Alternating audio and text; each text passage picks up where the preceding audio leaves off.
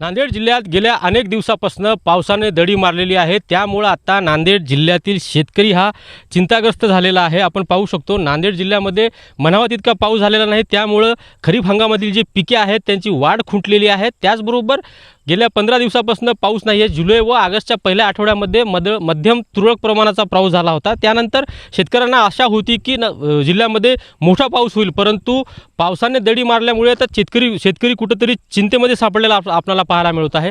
पावसाचं प्रमाण कमी आहे, उष्णता वाढलेली आहे, त्यामुळे खरीप हंगामातील जे पिकं आहेत सोयाबीन असेल, कापूस असेल, मूग असतील, या पिकावर येलो मोझॅक असेल, चिकटा असेल, मावा असेल अशा रोगांचा प्रादुर्भाव झालेला आहे।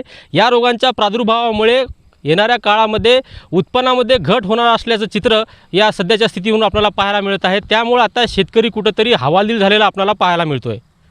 यशपाल भोसले, TV9 मराठी, नांदेड।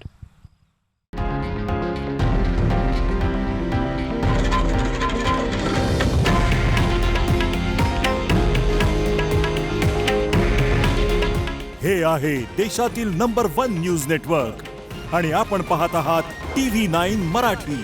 काळजी तुमची, हित महाराष्ट्राचं।